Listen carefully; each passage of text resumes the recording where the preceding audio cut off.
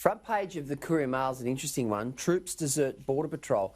Cops disappointed as ADF quits manning checkpoints. The Australian Defence Force is removing its troops from Queensland's borders, saying they need to prepare for storm season amid weeks of political furore over whether state boundaries should remain closed. The move will leave police scrambling to find more officers to man checkpoints, with Queensland Police Union President Ian Levers calling it really bizarre and disappointing. Now, this, of course, comes off the back of today's announcement by the Palaszczuk government that they will be opening the borders to 5 particular shires in northern New South Wales, from basically Ballina north.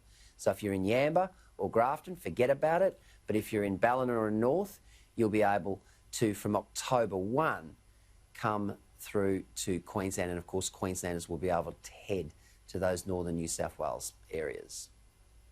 Yeah, there was a lot of mixed reaction to this today. Obviously, a lot of people calling for that border bubble to be extended out for quite some time now. I noticed on the Gold Coast they were saying that this is great news, one, for tourism, but also second, because you've got people who are trapped basically on the Queensland side, unable to go to the New South Wales side for work, and vice versa. So a lot of the tradies were saying they had projects that they'd started but couldn't get back to finish. So relief on that side. But look, a lot of pressure on Palaszczuk to address that border and open it. And again, Gladys Berejiklian today, it was her birthday.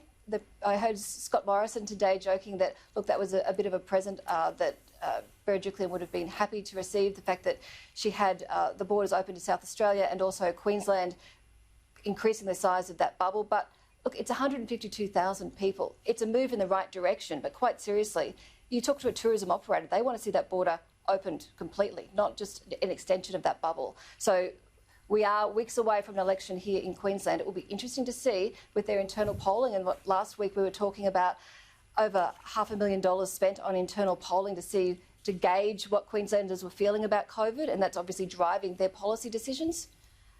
Today we've seen her announce that border bubble grow. Let's see how long it takes her to open that border in its entirety.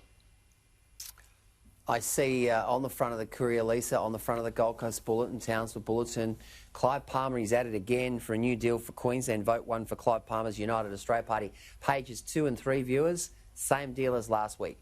Red hot go at Annastacia Palaszczuk and, of course, Chief Medical Officer Jeanette Young, and Clive Palmer spending an absolute fortune to try and eject the Palaszczuk government from government.